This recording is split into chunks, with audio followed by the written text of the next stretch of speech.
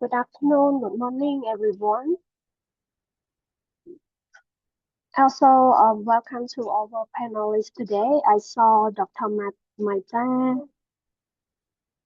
Um, so our panelists, can you open the camera so I can see you? So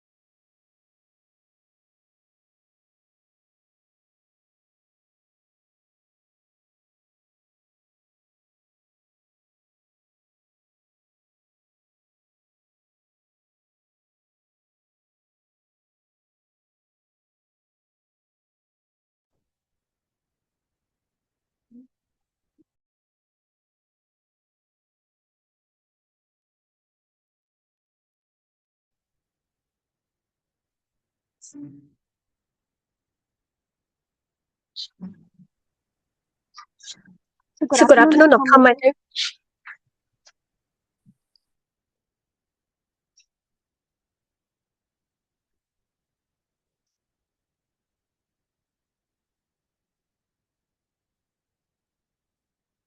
Um, so for Molly and Dr. Abene, can you rename yourself because I saw your Zoom is with my name.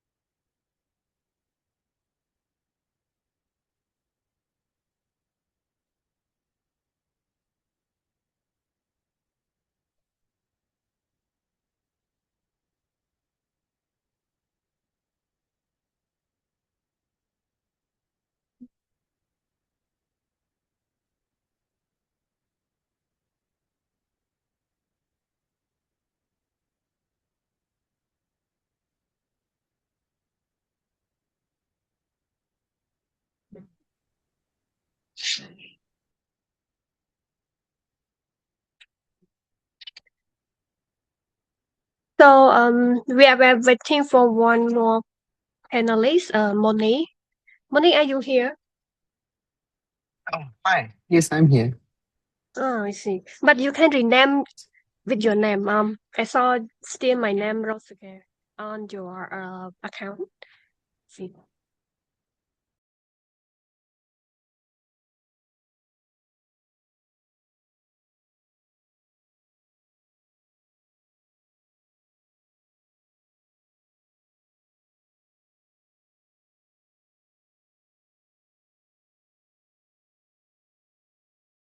Or you can go to the panelist and you can rename with your name. Okay.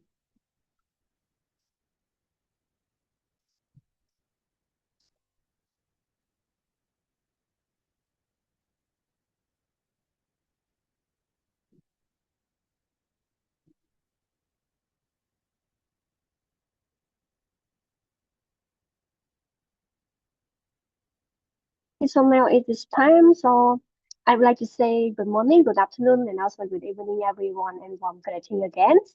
My name is Rosike, and I'm a library manager at Kemet Business School in Cambodia.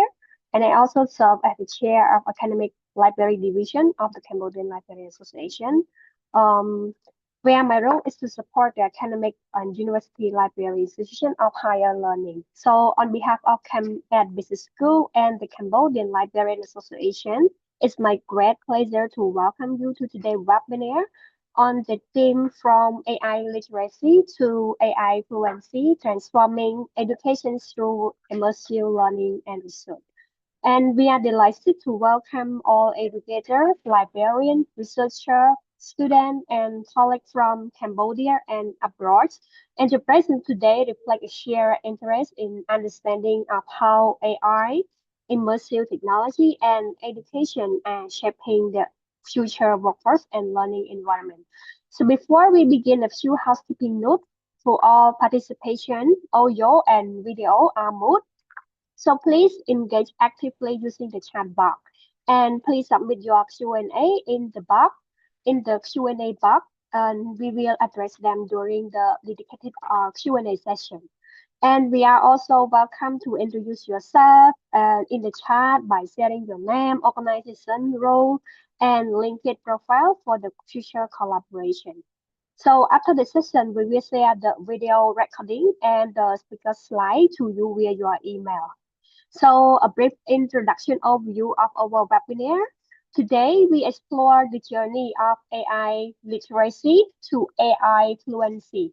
We are moving beyond the basic awareness of the AI toward the ability to apply AI meaningfully in education, in research, and the professional practice.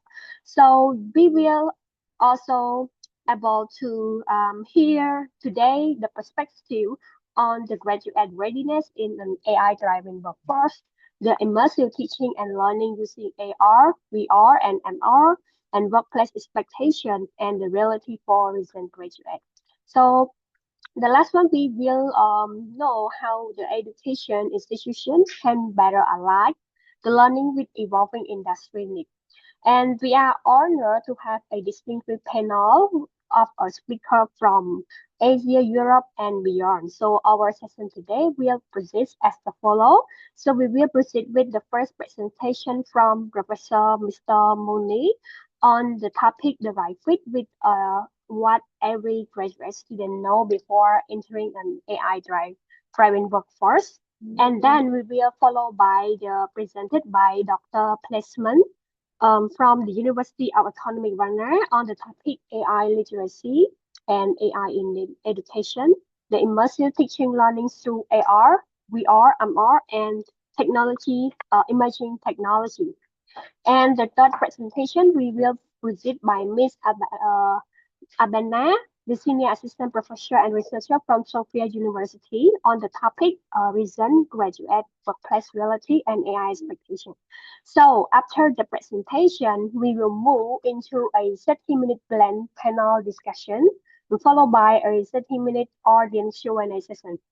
So without further ado, I would like to invite our first speaker, Mr. Muni, Assistant Professor from Cambridge Business School, for the insight sharing on the graduate readiness in an AI-driven workforce. So, Mr. Moni, the floor is yours. Thank you, Rosika. Hi, good afternoon, everyone. It's afternoon here in Cambodia. Thank you for joining, Professor Maria and Dr. Plamen and also Professor Albena. Welcome. So I will keep it very brief, and I will probably start my presentation by sharing the screen.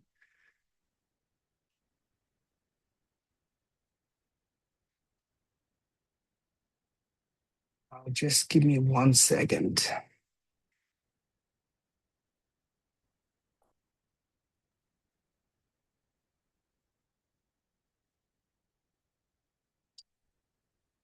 Rosita, do you see my screen?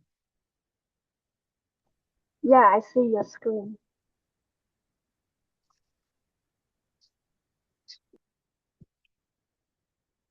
All right, because I don't have a second display here, so I'm not really looking at my screen right now. So the right fit, the what every graduate should know before entering an AI-driven workforce.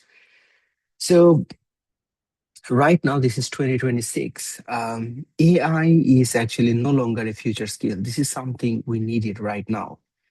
And it became so useful, it actually also became entry requirement for some businesses. Actually, many businesses right now, they are actually relying a lot on AI because AI is actually making our life a lot easier, is saving our time. And of course, because of AI, a lot of people are losing job. I will come to that towards the end. So let me just share a few things about what is happening in Cambodia just because of the AI. So a couple of years ago, when the country introduced the KHQR, which is also a central system, a blockchain system run by the National Bank of Cambodia, where actually they can monitor all sort of transaction. And because of that, in the whole country, even if I want to just like, let's say, for example, buying a coconut on the street side, I can just simply make the payment through QR code. And that is actually groundbreaking. And not many countries are actually able to do that. So that KHQR is actually helping us to like having this automate bookkeeping. So then we can track all the information and also like the machine learning. Um, Many banks are using it. So for example, if you want to take a loan from a bank, often they analyze things manually. But because of this KHQR, so now the AI actually can look at different patterns of your spending and earning and actually can give scores on how much credit you can get from a bank. So let's talk about a little bit towards the accounting and finance graduate. So there are four, I mean, attractive companies where many of the CAMET graduate works in the big four. So in the big four, actually nowadays, they don't really look for the people for data entry. What basically they're looking at, they're looking into data review. So you actually can see that the people actually who do data entry, they don't really have a job right now because the AI is actually doing it for us. So what we need to review the data. So that's the big four are actually looking at right now. So that actually became like one of the entry requirement that are you familiar with this kind of skills or not? So what does it mean by the right fit? You know, like when you study accounting, of course, you get very efficient use of different formulas, and but that's just not enough because now it's not only the formula; it's also about how to use the right tool because there are so many tools around it. So these are like some example from the big four that these are the tools they're using it right now, and all of these tools are actually having the functions of use artificial intelligence, which actually can save time and it also can predict a lot of the things which normally takes quite some time for a regular person to do that manually. And for banking and fintech, like in Cambodia, the banking center is like is one of the aggressive adapter of AI. Um, is actually for some good reason. So then they can speed up the work. And the main role for the finance graduate is actually there's different AI models out there. Some of them may be biased towards some sort of data. So as a finance graduate, what you have to do, you have to validate those biases. You have to understand if there is any risk or if there's any issues with the calculation or the data or the outcome provided by those AI model. And of course, sometimes this AI model will flag some of these suspicious activities. And by looking at those information, you also should be able to identify that why they are flagging those kind of activities. And then the garment and manufacturing sector, again, the Cambodia is very well known for manufacturing. It's again competing with Vietnam, Bangladesh, and few other neighboring countries. So in the garment factors, the AI is actually can predict lot of this fabric waste, and also how to predict a like a good production cost.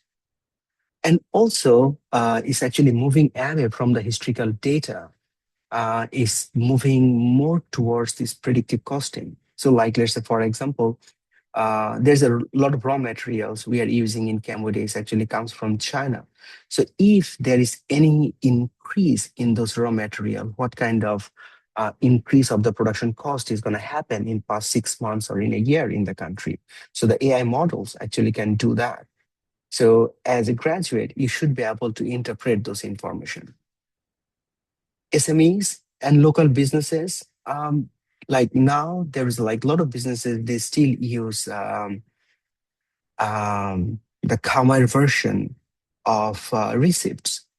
So if you utilize any sort of this OCR technologies like the optical character recognition and use the AI and the machine learning to understand those and record that, so your life is a lot more easier. And also according to this digital economic policy is also pushing many industries to moving towards using cloud-based system, and it's also integrated with AI now. So in the future, as a graduate, you will become more like a consultant instead of like doing a data entry job. So the businesses will hire you, and they actually want you to have like develop their AI bookkeeping system and interpret the results. And these are like some of the key things which are changing right now, like the big four in Cambodia. Now they are actually not only looking for your deep understanding of the subject matter, but at the same time, they're also looking for the skills of like, can you use AI very well? Like, what is your capacity of using different prompt? And can you clean the data? Can you visualize them very well? So then it is much more easier for decision making. And again, the AI, sometimes it actually can hallucinate some sort of information. So you should be able to have the capacity to uh, interpret which is right, which is wrong. So these are some of the key skills you need, like the prompt engineering uh, and use of generative AI, the data literacy, visualization. And for the machine learning, I mean, you don't need to learn how to code things, but it's just like you have to know how does this machine learning works, and also how to integrate some of these AI tools in your existing platforms. And of course, you should be able to provide this consultancy support based on the findings from the AI. So, what do you need right now, immediately, before you actually start applying for any position? Update your resume. Update your resume because this is very important. Don't just simply put, like, okay, I know Microsoft Excel, I know spreadsheet, I know QuickBooks, I know this and that. It's not only that, you also need to include the skills of you have the capacity of providing a good prompts and at the same time getting the effective output. That is very, very important because if you are bad at providing prompt to AI, you will never get good outputs. And of course, there's one of the suggestions I have for all of you: network. Make connections with the business professionals, you know, the organizations like the Big Four or other accounting firms or any other like the business centers. Follow them in LinkedIn.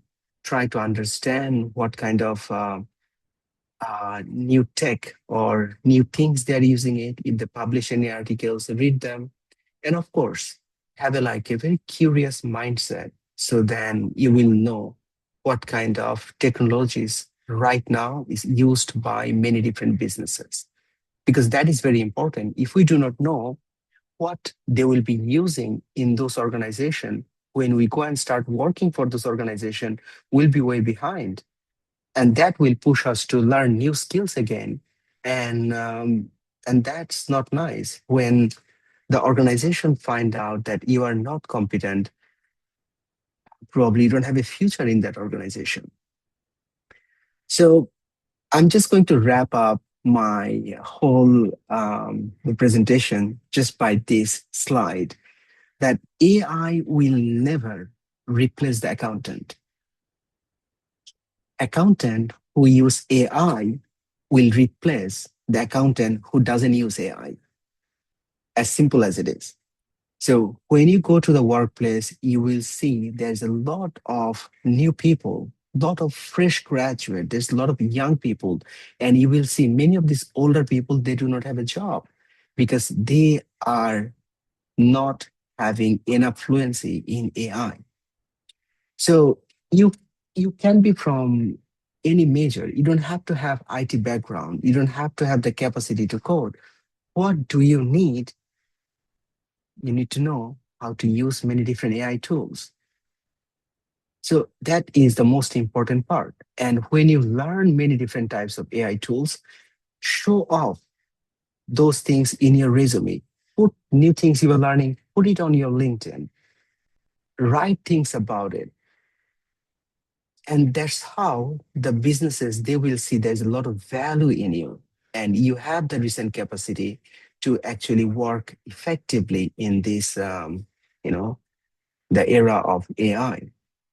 So just look at the slide I designed. I only created the text, and I added them in Google Sheet, Google Slides. And then I asked the Google Slide to beautify those slides for me. So I did not do those design by myself. By doing that, it actually saves plenty of my time. So just think about it. If I want to design all this artwork in this slide, it will take me like maybe days. But I could do that like in few minutes. Just use AI. So that's it from me. Of course, if you have any questions, please feel free to write them in the Q&A, and I'll be more than happy to answer those questions. Thank you, everyone.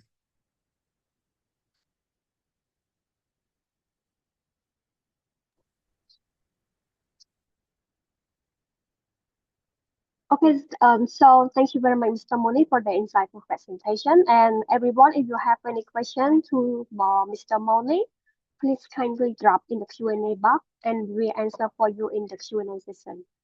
And so thank you again. And before we move to our second presentation, I would like to share a quick update with everyone that due to an unexpected emergency change in flight schedule, so Dr. Plasman from the University of Economic Werner is unfortunately unable to join us live today. However, he has kindly prepared a recorded presentation for this session. So we will now begin to proceed with his record presentation under the topic AI literacy and AI in education, immersive teaching and learning through VR, AR, MR, and emerging technology. So without further ado, let us now proceed with Dr. Placement record presentation.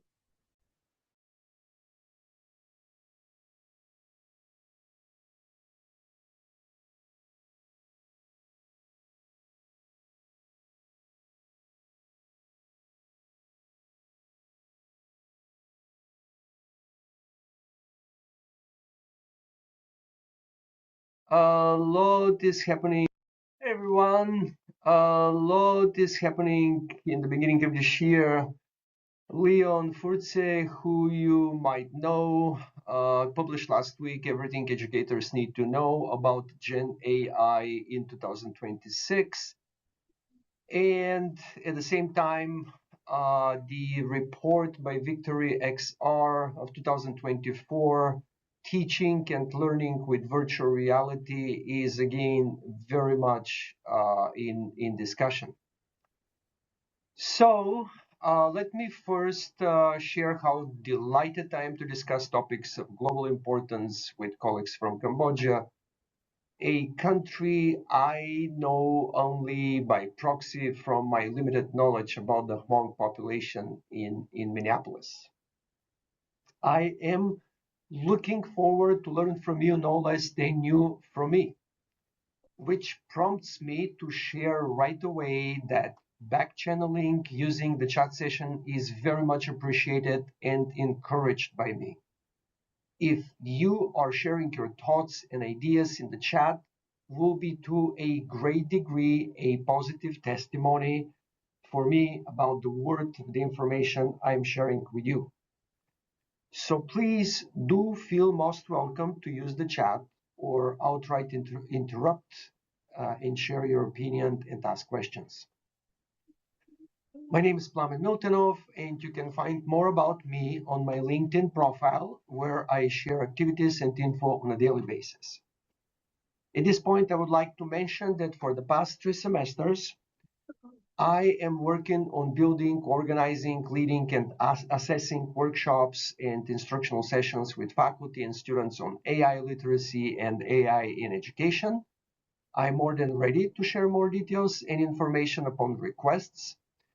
I am also currently engaged, as for the last 10 years, with my colleagues David Anderson and Mark Gill at an NSF grant, which is called Technician Workforce Immersive Teaching and Learning Resource. The abbreviation is TWITLR, and it's an intersection of AI and XR for teaching and learning. Okay, today I will seek to define AI literacy in a way to improve your decision quality. AI changes how companies create value. AI also changes where risk shows up in bias, privacy, compliance, and bad decisions driven by flawed outputs. By the end, we will seek to develop a simple checklist you can apply to any AI tool before you use its recommendation in a business decision. If we need to shape in one sentence, AI literacy for business graduate means you can use AI outputs responsibly to create value and manage risks. When an AI tool gives you an answers, how do you decide whether to trust it? Please share your opinions in the chat session or take a note so we can discuss this later on. This short example.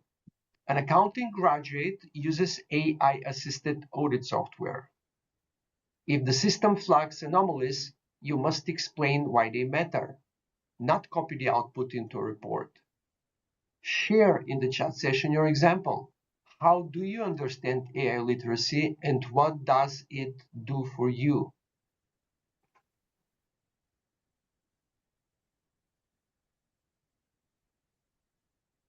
What immersive adds to education? Let's define immersive. Those are the umbrella term XR technologies, which include VR, virtual reality, AR, augmented reality, and MR, mixed reality. Use virtual reality, or VR, as your complex scenario simulator for business. What does this mean? Virtual reality lets you practice business decisions inside a realistic situation without real consequences. You enter a simulated workplace or meeting or crisis and must respond as if it were real. For example, negotiating with partners, handling a supply disruption, or leading a difficult conversation. The system reacts to your choices, so you see outcomes, learn from mistakes, and improve judgment before facing the same situation at real work. In business, you learn fastest when you practice decisions in conditions close to work. Immersive learning gives you a safe environment to practice high-stakes choices, then review consequences. You build repeatable decision habits. You interpret information, choose an action, and explain the trade-off. A concrete example. You enter a VR boardroom. in it. A supplier disruption hits.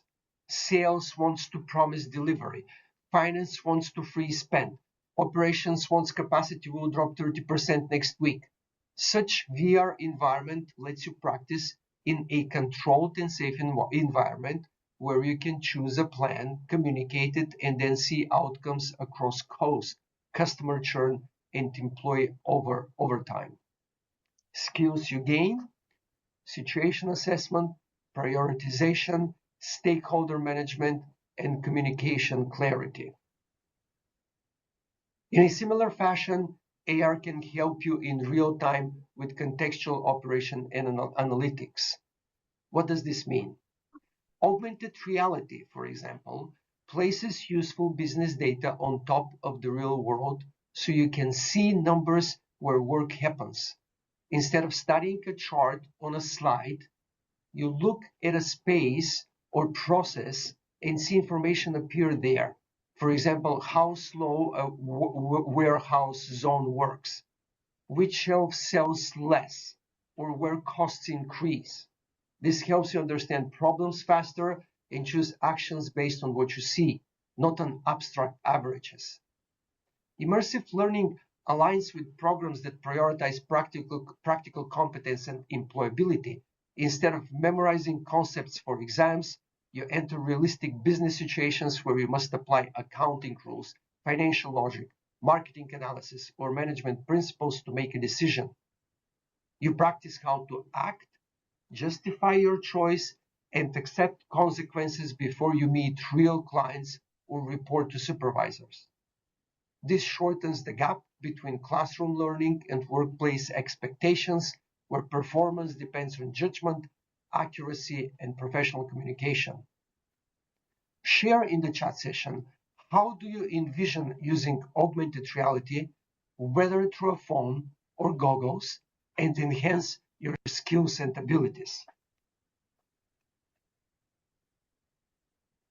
Where AI meets immersive business ed. AI roles students should recognize: 1. AI-driven clients, managers, or regulators reacting to your decisions. 2. Adaptive scenarios where risk and outcomes change based on your actions. 3. Analytics tracking accuracy, compliance, efficiency, and ethical choices. 4. Generative AI creating realistic cases aligned with ASEAN business context. In immersive business simulations, AI controls how the scenario reacts to your decisions, which mirrors how real organizations respond to management actions. AI-driven clients, managers, or regulators change their behavior based on your communication, timing, and choices, such as requesting more evidence, rejecting a proposal, or raising compliance concerns. The scenario adapts as risk, cost, demand, or reputation shift in response to what you do, so outcomes feel earned rather than scripted. Analytics track how accurately you interpret data, follow rules, manage resources, and handle ethical trade-offs. Then support structured feedback after the simulation. Generative AI builds cases grounded on ASEAN business conditions, including local consumer behavior, regulatory limits, and small and medium-sized enterprise resource constraints. Short example, you enter a VR simulation as a finance officer for a regional firm. An AI-driven manager pushes for aggressive revenue recognition to meet targets. If you agree, short-term results improve, but the AI regulator later flags compliance risk and increases audit scrutiny. If you resist and propose alternatives, growth slows, but trust and long-term stability improve. The simulation shows the impact of your judgment and explains why the outcome changed. Please share, how do you envision the overlap of AI and VR in your study or work? Generative AI is a professional coworker. Generative AI supports business students by reducing time spent on first drafts so you can focus on analysis and decision quality. You can use AI to draft key analysis, audit scenarios, or business reports, then evaluate whether the logic aligns with course frameworks and professional standards. You generate alternative strategies and test financial assumptions by asking the system to vary inputs, market conditions, or constraints, which helps you compare trade-offs before selecting key position. You prepare for client-style presentations and interviews by rehearsing explanations, anticipating objections, and refining clarity. After immersive simulations, you use structural prompts to review decisions, identify missed signals, and plan improvements. A clear boundary matters. AI helps you prepare and explore options, but you must verify data, apply judgment, and take responsibility for financial decisions, which mirrors expectations in professional roles. Risks, ethics, and organizational expectations. Ethics, trust, and professional responsibility matter because AI tools influence decisions that affect money, compliance, and people. In finance and audit context, over-reliance happens when you accept AI outputs as final. For example, risk scores, anomaly flags, or drafted audit narratives without checking evidence or alternative explanations. Bias appears when automated recommendations reflect skewed data, such as credit scoring that disadvantages certain groups, hiring filters that narrow diversity, or marketing targeting that excludes segments unfairly. Data privacy and confidentiality risks grow when you paste client data, financial statements, or personal information into AI tools that store or reuse inputs. Poor AI-governed decisions can damage reputation fast. For example, a misleading financial report, a discriminatory policy, or privacy breach, which harms the organization and the professional who signed off. Employers and regulators expect you to treat AI as decision support, not decision authority. You must ask what data the tool used, what assumptions shape the output, what errors matter for the decision, and how you can justify your conclusion. Ethical AI use projects trust because clients, supervisors, and auditors value professionals who can explain decisions clearly, document checks, and act responsibly under pressure.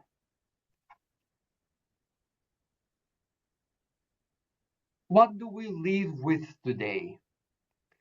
What decision is this AI tool supporting in my role? You clarify the job to be done before you look at the output. An AI tool might support pricing, budgeting, audit sampling, credit assessment, campaign targeting, or staffing. When you name the decision, you can judge whether the tool fits the task and what success looks like. You also avoid using a tool built for brainstorming as if it were a tool for compliance. What assumptions or data limitations shape its output? You check what the tool relies on. Ask where the data comes from, what time period it covers, what it excludes, and whether the context matches your case. Look for missing variables, oversimplified averages, and hidden definitions, such as how the tool defines risk, churn, or profitability. If you cannot identify the assumptions, treat the result as a hypothesis that needs verification. How do I explain and defend this decision professionally?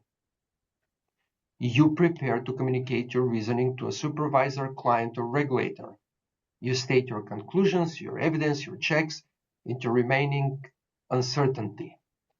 You document what you verified, what you adjusted, and why you accepted or rejected the AI recommendation.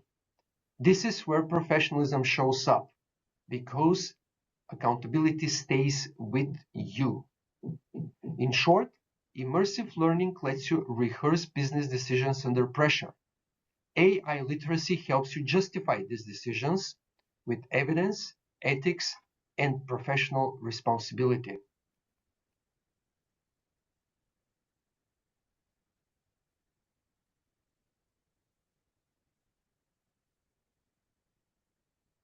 Future trends.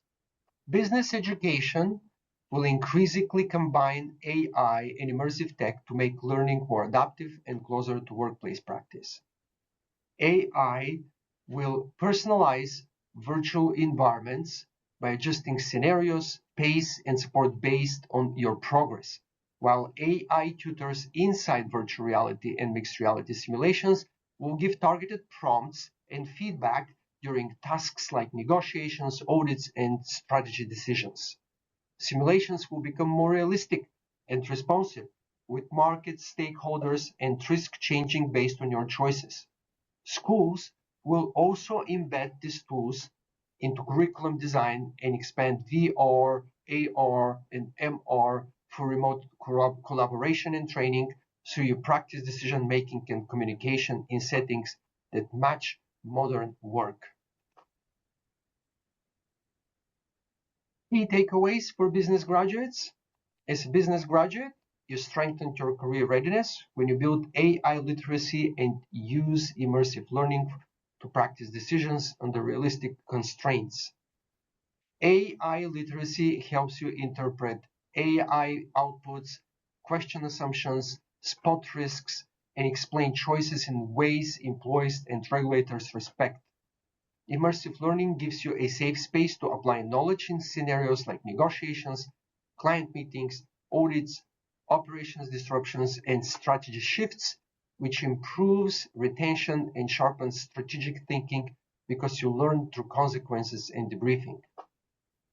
To prepare for an AI-driven workforce, you can build AI literacy through targeted online courses and workshops, explore VR, AR, and MR use cases in your domain, such as analytics, operations, marketing, finance, and training, and look for internships, projects, or workplace tasks where you apply AI tools and immersive simulations to solve real problems and document your reasoning.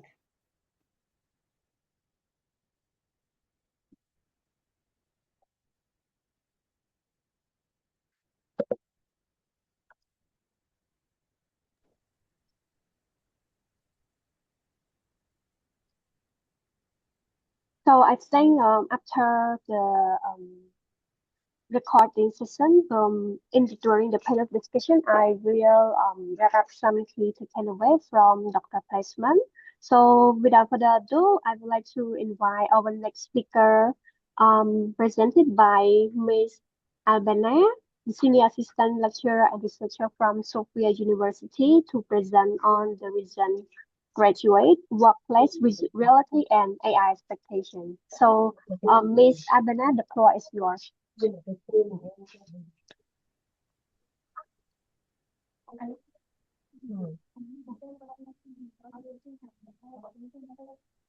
Hello, everybody. It is really a great pleasure to be here. Thank you for my colleagues, Plamen Miltenov, to tell me about this situation. Can you see my slides? Everything's fine? Yeah, we can see your slide. Thank you so much. So, very shortly, what is my presentation about? It's a little bit more about what is going on in the future of jobs in transition. What is this jobs in transition? How to see the current trends and how to interpret what is going on the labor market, and how we can prepare our position for this labor market. So, First of all, let's say that AI is recognized as a general purpose technology, just like steam engine, electricity, computer technologies, internet, and so on. So this makes a lot of restructuring in the society in the long term. It means that society after the AI will be totally different and the roles and the job structure and everything. So we'll have some time to reshape, to rethink, to reconsider what is going on in the next few years. And that is one of the key issues. First, that nothing is set in stone. You know the word before electricity and after the electricity. And imagine what we can forecast just at the beginning of the electricity era. The same is with internet. We have some ideas how we can use internet, but the reality is much different Mày years prepare some later on. mix. Okay, so first, the future of work and the jobs in transition will follow the well-known curve of Rogers, saying that we have always some innovators and early adopters who are really, really eager to get the new technologies, to approach new technologies, and to see how they work. But unfortunately, there are not so many. Actually, the diffusion model or the way all the professions and all the social functions are transforming will come later on when early majority and late majority joins this session. So the diffusion model it means that new technologies lead to development of new technologies which accelerate change. So it is slowly progressing. It is accelerating in time, and we can expect much more advances later on. So what we can see now on the current labor market, I really don't know many things about Cambodia. Sorry for that. But looking at global data, we can see that really we have a problem with uh, job openings. There is a global reduction in job openings. These are some data from United States, but we have data from Bulgaria, data from Europe. Um, Actually, there are some job openings. There are some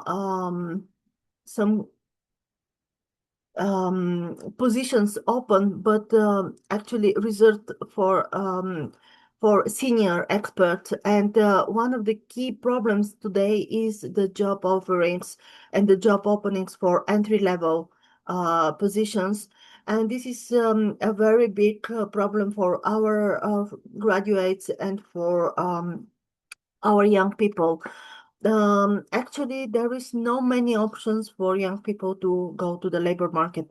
This is one research from Brainfields and from United States showing that actually the labor market is not the same. And you see here that the early career open positions are dropping while the others are steadily improving with the time. So this means that we as university need to support our fresh graduates. Something that is really important to say is that work is not something very fixed. Work is actually a cultural, a social, and an institutional construct. Because in historical context, in historical perspective, we have different forms of work. Work is what we know now as a paid work, as a salary, and as work provided for living is something that is defined in 14th century. So we have different kind of works, and maybe AI allows us to imagine what is work in the new form of work, in the new aspect of work. Because, for example, teachers were slave in the antiquity. They were not a profession, they were not position that we know today. They were totally different meaning of being a teacher. So maybe reading books and working in libraries will change as thinking and as a way of prospecting the future. Something important I would like to share is a very interesting site developed by Armut, who summarized regularly the prediction, let's say like that, the predictions of the AI and job losses from different experts. And the last one is from the 16th of January, so it's from last week. And among the key messages that we see now is that it is expected between 15 and 25% of the jobs to experience significant disruptions in the next 3 years. But the timing will be very fast, maybe much faster than before. And we'll have about 5 to 10 percentage of job displacement after accounting for new jobs creation, because what we see the jobs in transition, it's job displacement. So we can see jobs that with declined employment opportunities or declined hours of work.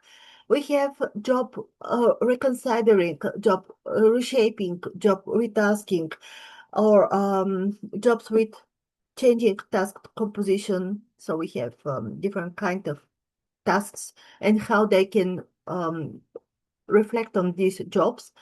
Job augmentation, meaning that the wage and the productivity will increase for same workers due to AI tools, and new jobs or job creations, emergence of new occupation that we don't have idea how they work. Then what is the role of the technologies and how the technologies change? So we have here several impact of the technologies. So the first one is the scalability. A technology makes something that is happening once to be replicated and to be scalable, like a movie star versus theater actor. So all of us know movie stars, but theater actors are known for a very small audience frequenting the theaters. So this is one of the key aspects that we can think about, the scalability, the replicability, what we have now, very easily replicability of all digital assets.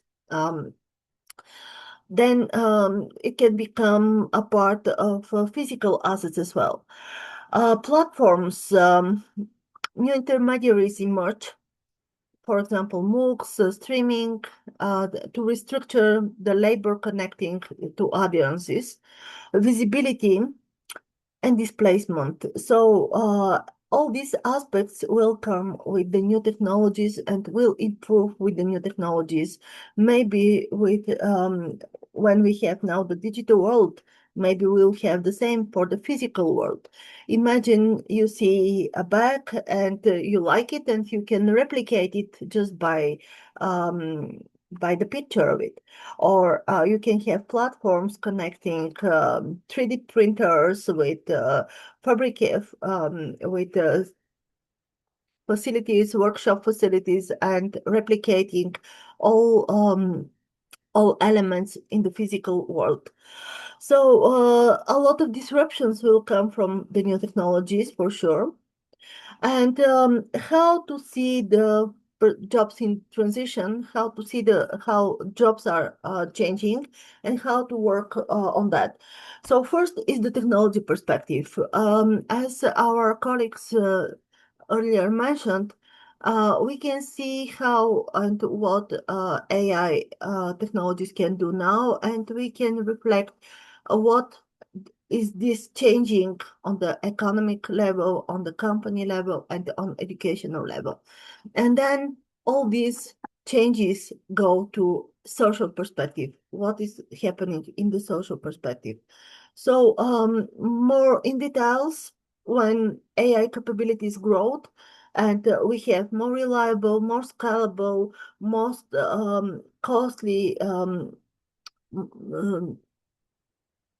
and most diffused technologies, will expect much better economic, let's say, growth for some of the companies, not all, but for the, we have capital accumulation. There's some data that the capital accumulation for companies is increasing, the rising productivity, of course, and unfortunately, unequal wealth distribution.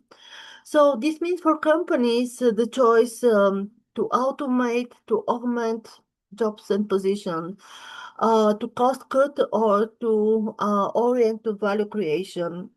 And this will result in some form of workforce restructuring. And this means that we'll have unemployment risk, inequality growth, psychological stress for most of the people working nowadays.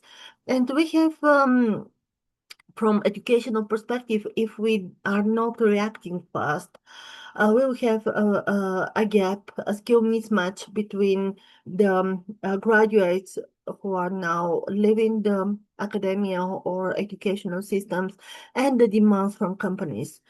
We'll have outdated curriculum and the need for lifelong learning. So a lot of people will need to reskill in order to become, to remain competitive. What kind of scenarios we can figure out for the future? So one of the way to reflect about the future and preparing for the future is to see, to imagine how to construct scenarios, what will happen if. And this is one interesting exercise that I prepared. So it depends both from the technology side, from how good are AI instruments and how fast they will accelerate, how fast they will go further. And then we have institutional support. So how it is regulated, how institutions are reacting on that trends, and how institutions are protecting the social realms. So we have four scenarios. The first one is the positive one. So we have fast acceleration and fast and good institutional support. Then we have a second one, which means so big regulations and uh, low acceptance of AI technologies.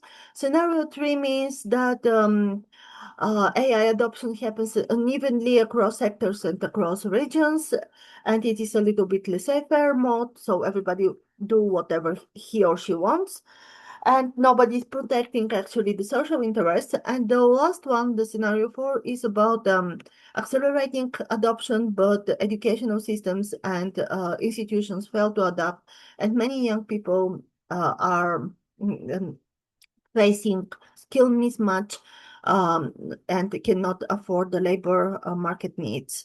So these are the scenarios, and this helps us to see what is the role of institutions, what is the role of technologies, and how we can have our own strategy or our own position for the both from the both side. So considering library spaces, libraries, what can we expect for their development, for their further development? So libraries will change. and will transform. And it's up to us to decide how to transform. So there's some possible emerging job profiles, emerging job functions, considering not only working with archives, books, but working as well with data, data stewardship, open data, open science, and so on. And it's about co-creation. So library positions have to be co-created with researchers, with startups, with companies, with public authorities, and so on. Then we have the skill set, what need librarians to know. Something important is that librarians can become sense makers and not gatekeepers, and shift towards advisory strategic roles, and emphasize on the value adding as judgment, creativity, flexibility, critical evaluation, ethical reasoning, and so on. And then something very, very important. I read somewhere last week that actually we are entering the post-truth reality, and we don't know exactly what is happening and what is fake, and what is deepfake. Deepfakes are all around. Pictures, movies, we have a lot of deepfakes nowadays in internet. And this means that we need a center where something that we need to trust. And this is important that libraries and let's say media can recognize their role as providers of trust and credibility, saying what is here is trustworthy. Here we have cultural memory preservation. Here we have the history behind. Here we have the culture, and here we have the democratic access to knowledge. So we are the centers collecting all this. And let's say key takeaway, AI transformation is inevitable. Jobs are reshaping and not eliminated, and librarians remain critical knowledge actors. So there's a lot of things to reinvent the profession. So the future of work is not purely technical, it is social, cultural, and institutional. And your role has to be redefined, and the expectations, scenarios, and pilots can help you to raise your own value creation models. So thank you very much for your attention. I hope that the timing is good. Thank you, Abhinav, for the insightful presentation, and thank you to all the three speakers for your thought-provoking presentation. So, audience, if you have any questions, feel free to drop in the Q&A box session. So now we move into our blended panel discussion. So we will discuss about how we can connecting graduation readiness, AI fluency, and immersive learning in the context of modern education and our evolving workforce. So for joining the panel today, we have Mr. Moni and Ms. Abaner, and the panel will be moderated by Dr. Maita, lecturer at Cambridge Business School. So, Dr. Maita, the floor is yours. Hello, good afternoon, everybody, and welcome again to our speakers, Mr. Monirol, Mr. Moni, and Dr. Antonova. Thank you so much, and we thank also Dr. Miltonov earlier in his video. Thank you, and we have now reached the discussion portion of our global webinar forum. And now our focus, as Ms. Roseka says, shifts to connecting graduate readiness, AI fluency, and immersive learning in the context of our modern education and evolving workforce. We just heard first the two compelling perspectives from Dr. Miltonov and Dr. Antonova on a singular reality. And what is that reality?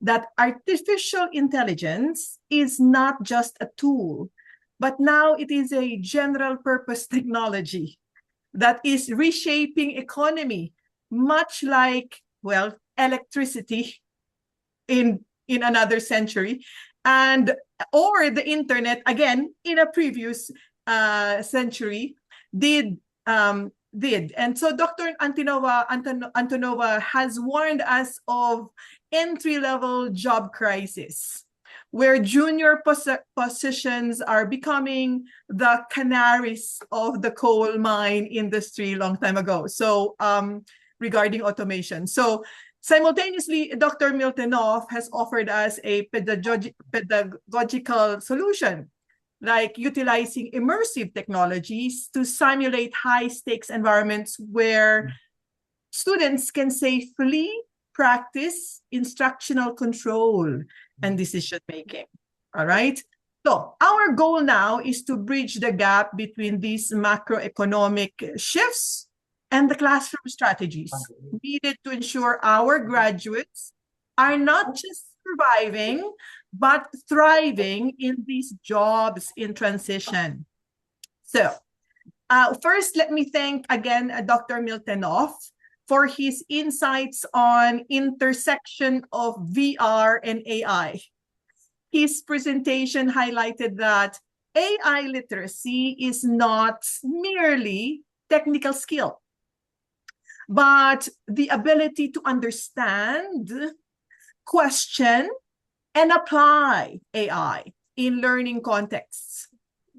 I was particularly intrigued by his description of generative AI as a professional coworker, where immersive environments allow students to interact with AI agents acting as clients or regulators. So it is clear that while these technologies increase realism, they also require students to develop the critical habits of documenting their assumption when AI is involved, because it makes a difference, as Mr. Moni said, on the output of what we get from AI. We have lots of questions with Dr. Moltinoff, but we can't ask that today. But I'm sure his research information would maybe answer some of our questions already. So let me go to Dr. Antonova. Thank you for your comprehensive analysis of the labor market. I've never seen it in that context before. So you have provided a crucial reality check, actually, by explaining the work is a social and cultural institutional construct, because we always think of it as an economic one instead of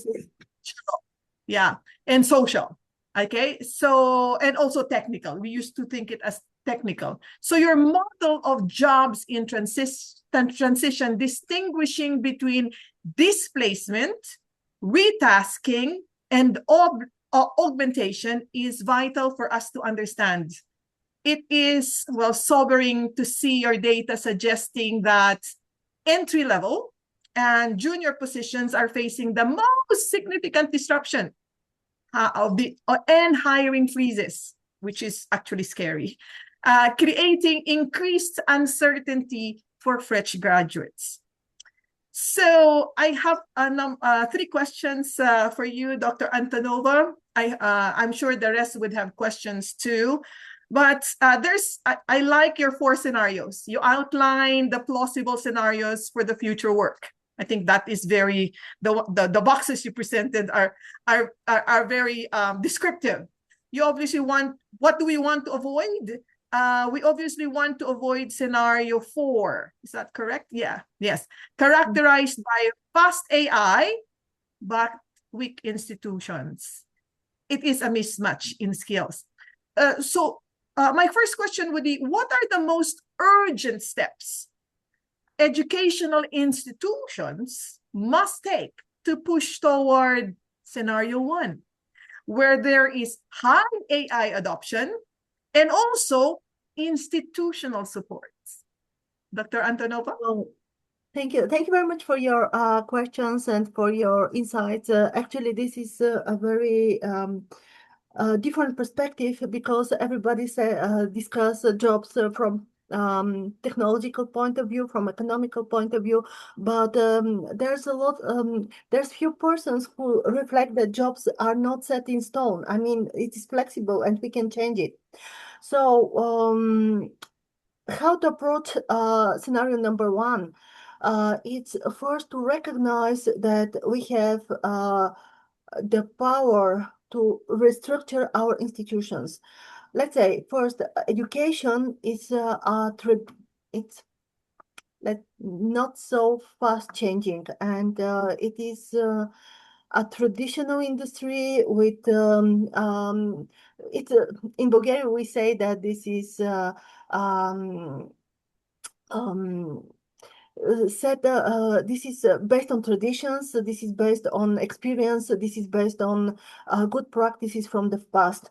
And maybe if we adapt too fast for the new AI technologies, maybe we can very fast lose some important elements from the education. What we need to do is not to change the educational system, and we see a lot of problems now with AI in education. I have different papers saying that actually a lot of students nowadays are using AI tools to cheat and to outsource their thinking. This is a very bad actually for the students and for the educational systems as well, because when you just do nothing. So people are just reflecting. We are teachers say we don't know if students are cheating, and students say, oh, we have the exams, and at the end of the day, they don't have the capacity, not only to the knowledge, but they don't have the capacity to learn. This is a very serious thing that is happening now. So how to adapt educational systems in order not to lose its capacity to train students. So first we have to be very flexible as teachers and as educators. We have to reflect what is important for the students to train their capacity to learn. For example, memorizing poems develop your capacity to remember. You cannot have your brain capacity developed if you cannot remember. So going to the Bloom taxonomy. So this is another, of course, another niche, let's say. But okay, let's to be short.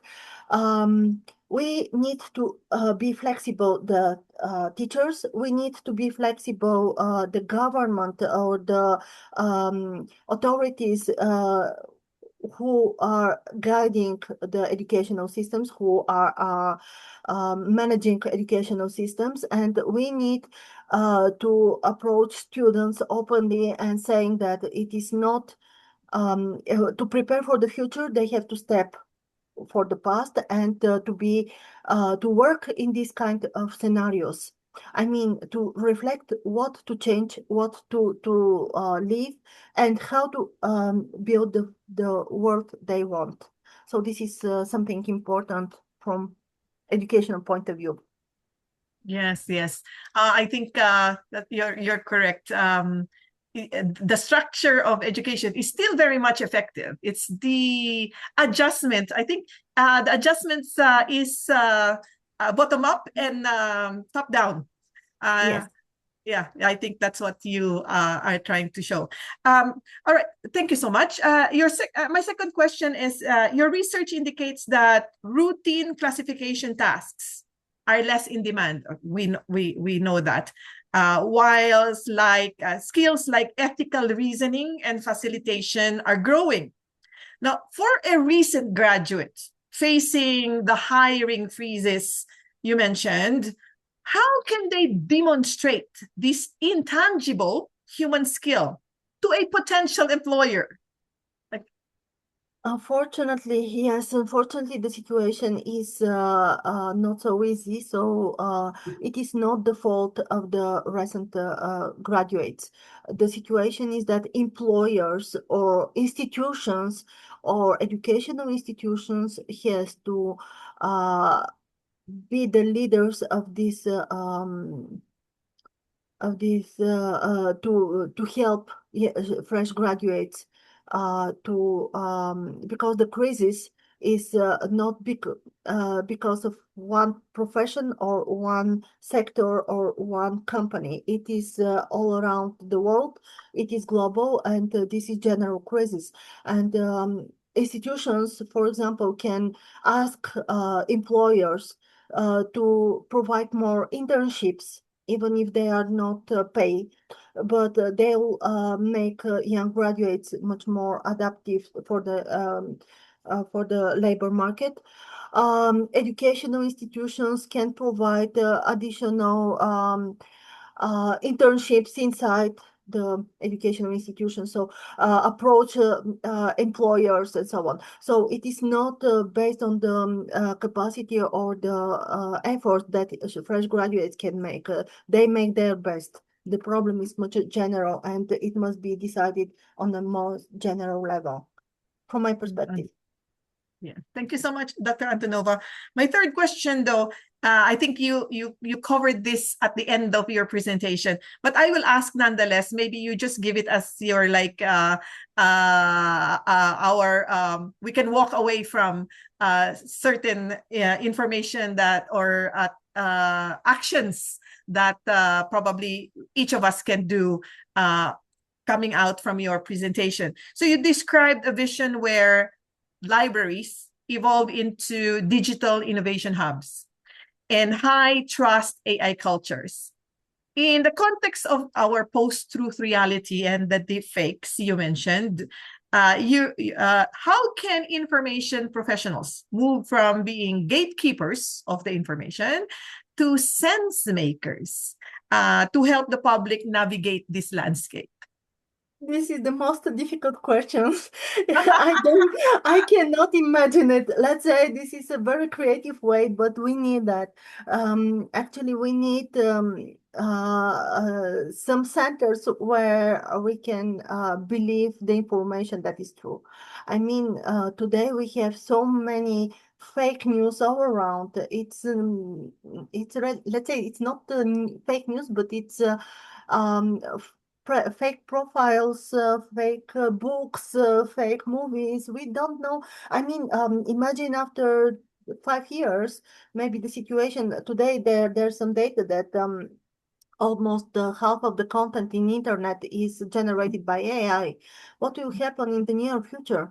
And this is very important that we create. I don't know how. Let's say for me, this is an open question, but it's very important that we have centers of truth, that we have centers of real information, of verified information, of and I'm not sure that this will be the librarians, but it will be a very good if libraries become such kind of centers.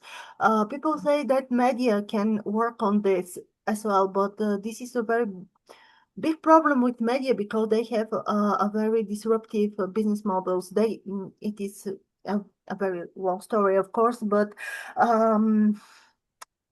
this is something that we need to reinvent, and that is the creativity part. We have to That's reinvent correct. that. That's right. So kind of like if there was Guardians of the Galaxy, I think we have Guardians of the Truth, which could be. Yes, All right. this is important. Okay, thank you. Thank you so much. Thank you. Thank you, Dr. Antonova, for that very realistic and approach. And some deep thinking has to be made, of course, of course. All right. So let me pass on the microphone to Roseka.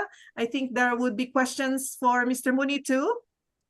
Yeah, so before I sharing some insight from Dr. Placement and also some questions to Moni, I just want to know if Moni would like to add something before I proceed related to this third question from Dr. Maita. Yeah, we just something I just want to add. Like right now, I'm actually currently working on a paper that how AI literacy is actually developing a human capital. So that's actually becoming something, and this is something we actually can use it very effectively, and that will help us to work way smarter than the traditionally what we do. All right, so yeah, that's all what I wanted to add. Yeah. So I also have some questions to Albana too. So the thing is that I'm very curious about what happening in European university because I have learned that so almost the university around the world now have the ethical guidelines and AI principle policy. So I just want to know that whatever we do, we will be compete with the rapid technology change.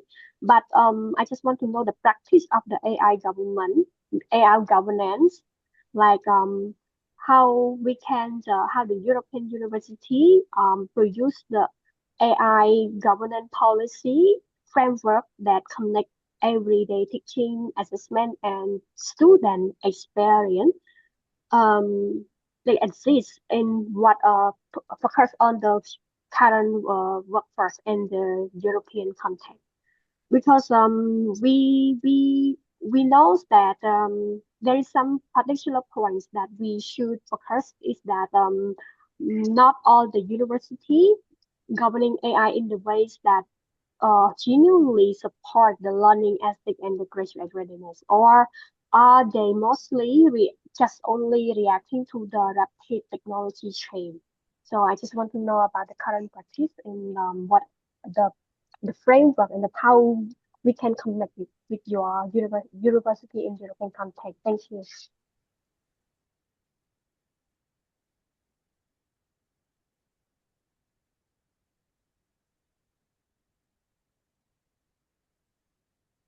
So, just a second. Is this a question for me?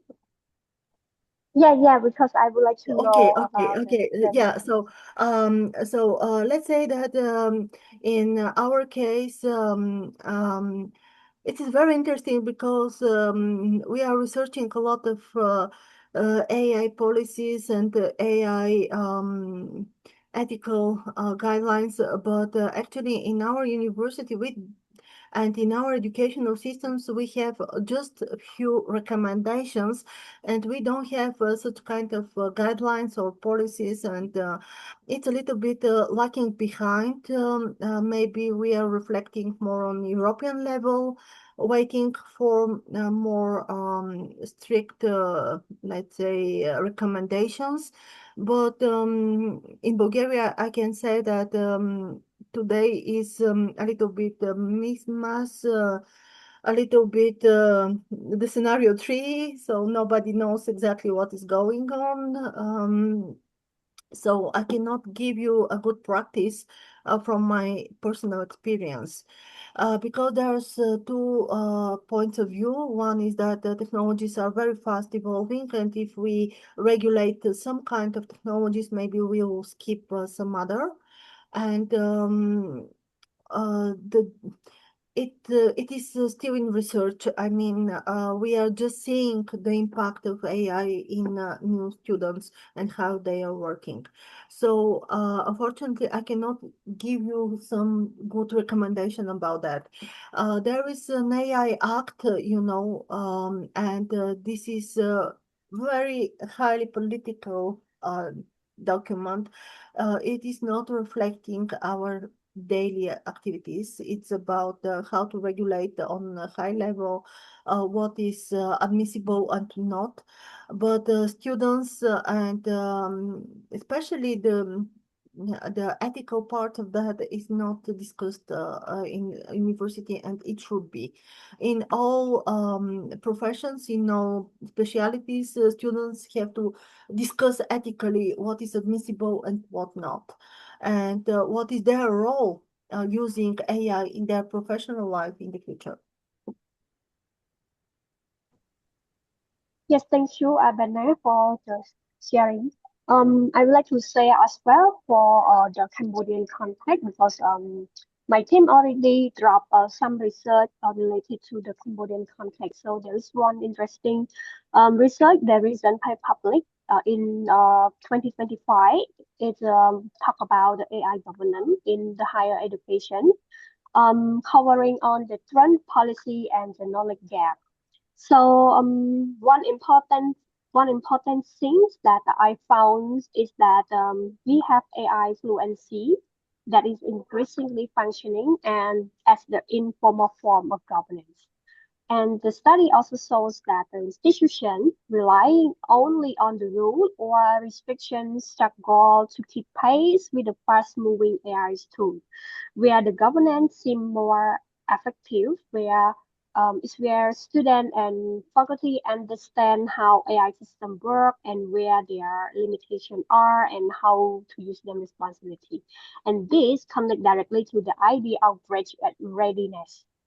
So if we want graduates who are prepared for an AI-driven workforce, they need more than technical skill. So they need the ability to critically evaluate AI outputs, understand their ethical risks, and work confidentially alongside the AI system. So without that, the governance becomes reactive, and graduates enter the workforce is underprepared for the real-world AI use. And for the growing gap around the immersive and AR-enabled learning environments, such as stimulation, the virtual lab, and adaptive platform, that's too are expanding quickly, but the governance framework rarely address the issue about the data privacy. We have also learner agency or accountability in the immersive setting. So innovation is moving faster than oversight. And one key insight for it related to the global imbalance in AI government research. So the most framework come from highly resource systems, while the developing and the emerging higher education context remain underrepresented. And this matter because the government cannot simply be copied. It must be aligned with the local capacity, workforce need, and also the institutional reality. So the core message from the research is quite practical. Related to the AI governance, it should not be treated as a compliance task and it should be embedded into teaching, learning, research, and the graduate capability development. And this is why student faculty research initiatives are so important and they allow the government AI fluency and the workforce preparation to develop together through the real project, ethical reflection and apply learning. And moving to there's something that I would like to share related to the context from our speaker from placement and also money.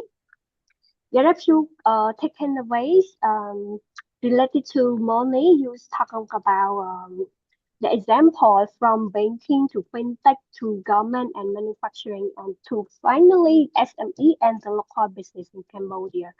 So across all of this sector, there is one message is very clear. So we have Cambodia is not just digitalizing; it is moving from the specific to the agentic AI. And in banking as well in finance, so AI is already making decisions around credit scoring and fraud detection. And we can see the graduate entering this space are no longer just processing the data. So they are supervising the AI system, they are validating the model, and they are deciding when the automate outputs should be questioned. And we can also see in the government and manufacturing sector, the Cambodia largest employer, we see a similar shift. So AI is being used for the inventory planning, cost prediction, and the supply chain optimization. And this means that the graduates are moving away from the historical accounting to what predictive thinking. And we can understanding how the global price change today affect the factory decisions month to now. And relating to the context from the local business, and we can say SME. AI is quietly becoming part of everyday operations. Tools like OCR, like my invoice or AI enabling cloud accounting are changing what the business expected from the graduate. And we don't just want someone to do the book, and we want the digital consultant, and we can set up system, interpret result, and explain what the number actually means. So when we connect that sample, the key takeaway is the right fit for an AI-driven workforce. It's not about mastering one tool, but it is about like developing judgment, adaptability, and the ability to work responsibly with AI across in every context. So for the university, this also means preparing students not only for the job but for the role. They are still evolving as AI supervisor, translator between technology and business, and trust decision maker. That is why applying learning in student focus faculty research initiative are so important. And this also allow the student to engage with the real data, real system, and the real expectation before they enter the workforce. So I have two questions for Moni. We have seen the it related to the cross-sector readiness. We have seen how AI transforming banking and manufacturing and SME in Cambodia is very different way in a very different way from your perspective. So what core mindset or capability the should the graduate develop so they can move confidently across sector as AI continue to evolve? All right. Thank you, Rasika.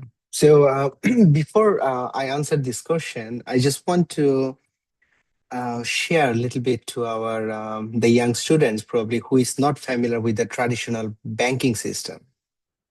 So previously, like let's say about 20 or 30 years ago, the banking system, even if I want to withdraw some money from a bank, I have to go through a complex process, like by bringing the check, and there's a check validation, verification, and all this process. Often, if you want to withdraw $10 cash, it will take you like an hour to get that money from a bank.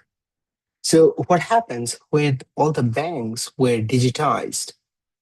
Many people actually got training, and many people got adapted to the new technology. They learn, so then they can work under this new platform. But many people did not want to adapt, and at the end they have to leave the job. So what is going to happen with the AI? Of course the AI is going to evolve more and more. So what we have to do, we have to have the basic skills in order to get into a job. And after that, we have to adapt ourselves. Anytime if there's any new technology coming up, we have to learn. And we also need to find industries where actually the industry owner will provide the training to our employees, because that's kind of like the responsibility for the business owners to provide all sort of trainings. So we never know what is going to happen with the AI in next 5 years or 10 years. So we can't really say how what shall we do to be prepared for 10 years from now. It's just like we have to wait and see, and then any new emerging technologies are going to come. We have to learn, we have to adapt, and we have to use it effectively.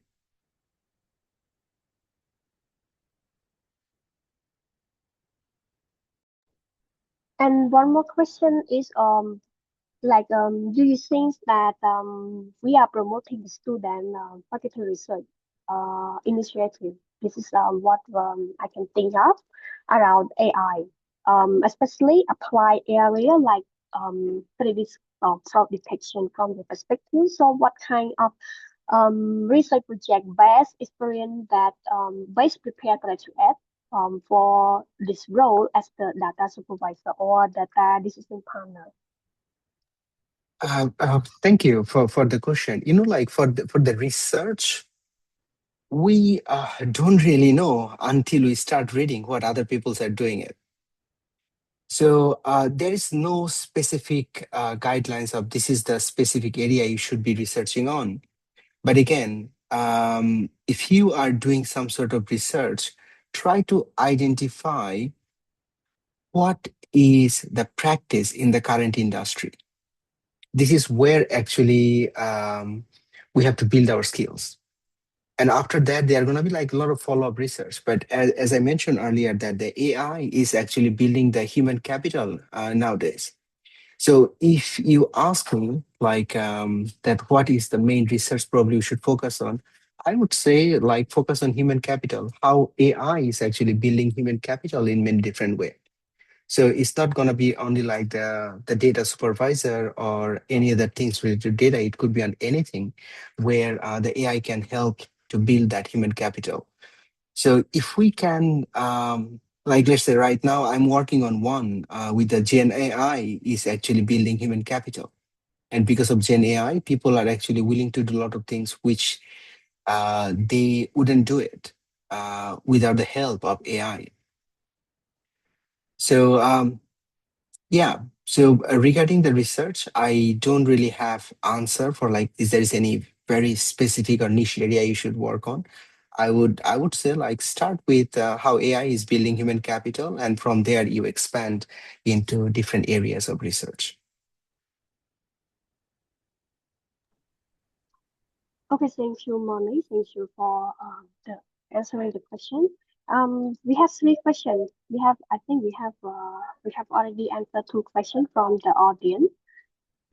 There is one question from our audience talking about which industry are expected to see net job growth due to AI, and what skill and competency should education system prioritize to prepare students for this AI impact rule. I think this question is related to Molly, or if Amanda, you can also contribute if you would like to answer, to add more. Thank you. So, sorry, go ahead. You go first. Go ahead.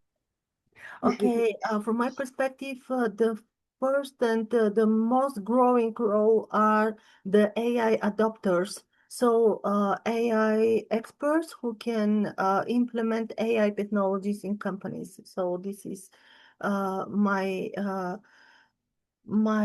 suggestions for the first, for the most actively developing role up to now.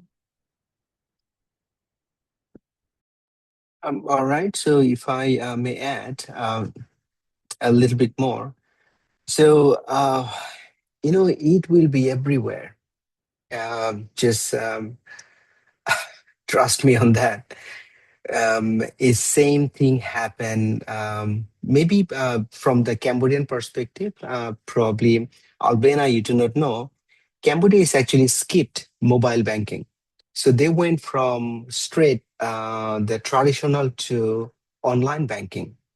So that mobile banking with the SMS, Cambodia literally skipped that. So the Cambodian, they never experienced it. So the AI is going to, the leapfrog a lot of things. So it will be everywhere. And when we talk about education in educational institutions, we actually can adapt the use of AI in different courses, but we cannot just simply like come and start an entirely new course on AI because that will not be too useful. But again, the education industry is like, let's say from my perspective, like what I do, I always encourage my student to use AI in all different ways they can do it. So, and by doing that, I'm actually building that human capital on how to use the AI for that subject matter. So that would be my recommendation, like for the educators, like they should actually encourage a student to use it in every single different ways possible. Because as I told you, it's an emerging industry and its technology is evolving. So there are going to be like a lot of changes, and those changes are going to happen frequently, very, very frequently. So linking to this question, we also have another question from the audience. They ask about, do you think that AI will replace many role in accounting and finance in the next 5 or 10 years? So, and how should the student prepare for this change if possible? Thank you. Yeah, I think maybe I would like to answer that. Um, if you remember the way I concluded the slide, in the final slide, I actually wrote that very clearly. AI will never replace the accountant. The accountant who uses AI, they are the one who is going to replace the accountant who doesn't use AI. So make sure you know how to use it. If you do not know how to use it, you're going to face problem, and the company will see less value in you, and they're going to replace you with someone who has skills in AI. This is what is going to happen. Yes, thank you. I think we have to evolve and keep learning. And Amanda, do you have any thing to add related to your student at Sophia University?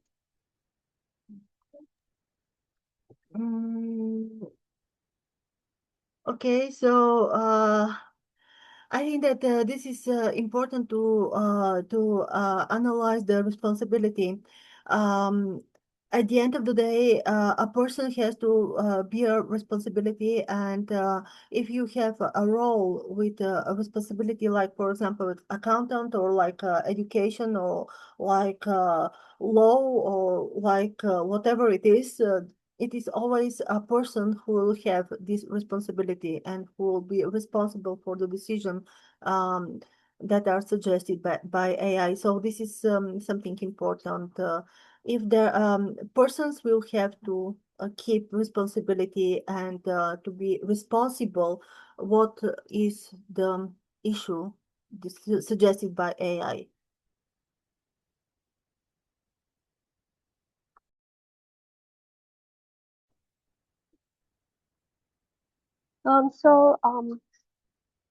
Actually, at the moment, I just lost connection. Do you would like to ask anything or?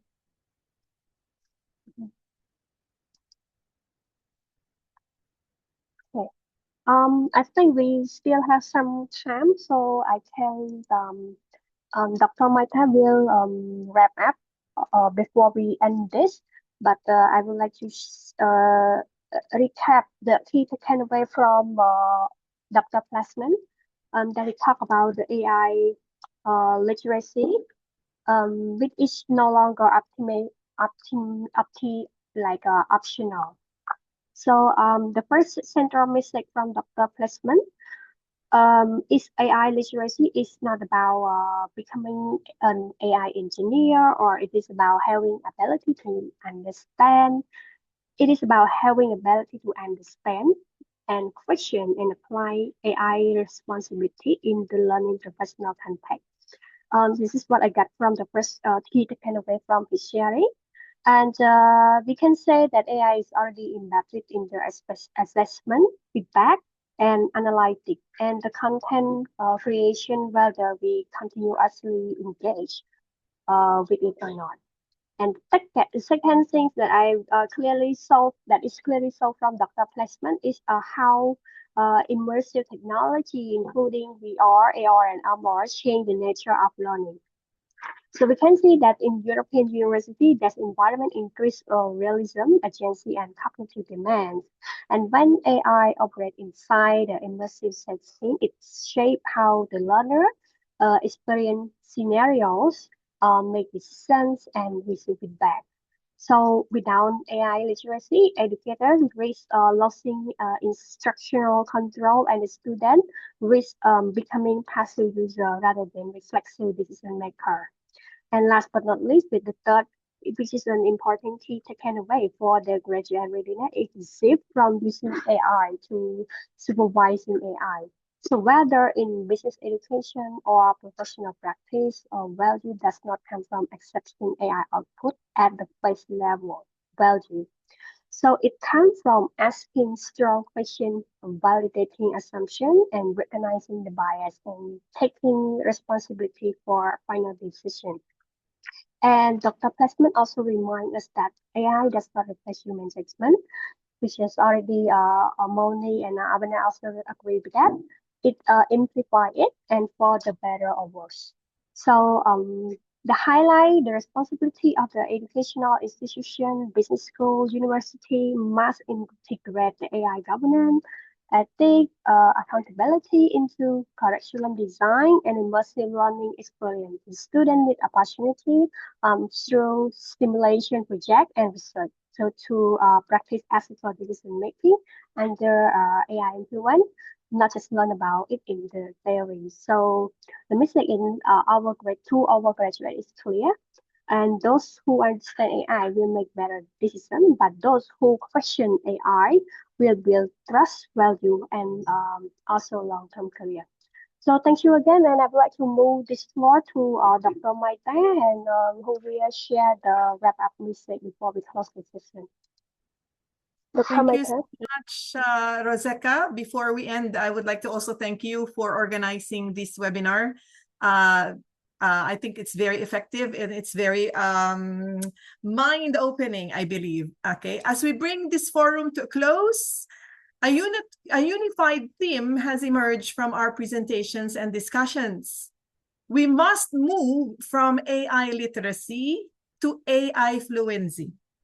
Transforming education through, of course, immersing learning and research into AI.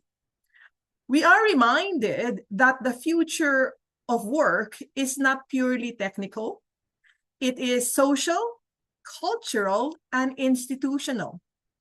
We are facing a landscape where AI adoption is reshaping job structures, specifically threatening entry-level roles that traditionally bridged education and employment. To navigate this, we must transform our teaching methods. We cannot simply lecture, as Dr. Antonova said. We must immerse students in realistic scenarios where they practice making accountable decisions with AI support, which Mr. Moni also highlighted. True fluency is defined by graduates' ability to ask maybe 3 critical questions, if not more. One question is, what decision does AI support here? Because AI can support decision making. Second question, what data and assumptions drive the output? And third question, who holds responsibility for the final decision? And that is critical. By combining strategic foresights of the labor market research with the immersive power of modern pedagogy, we can ensure our graduates do not just accept the future of work, but instead actively shape it. With those concluding words, I would like to thank our speakers, Dr. Miltonov, Dr. Antonova, Mr. Moni, as well as Ms. Roseka. And thank you, everybody, all the participants in our webinar today, the questions that you came up with, all our assistants who put all those research and links together. We would like to thank you for participating in this very important webinar.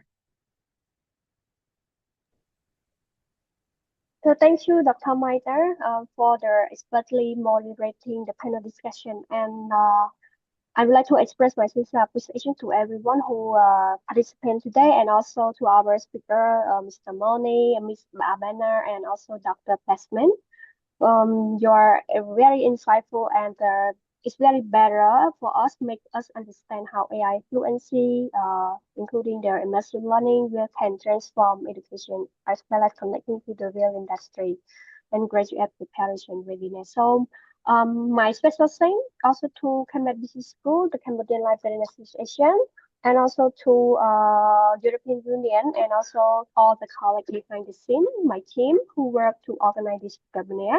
And most importantly, thank you to all participants today for your active engagement, thoughtful question, and your time for joining with us. And we hope that today's session will inspire, reflect, and the dialogue, also practice the practical idea that you can apply in your own institution, organization.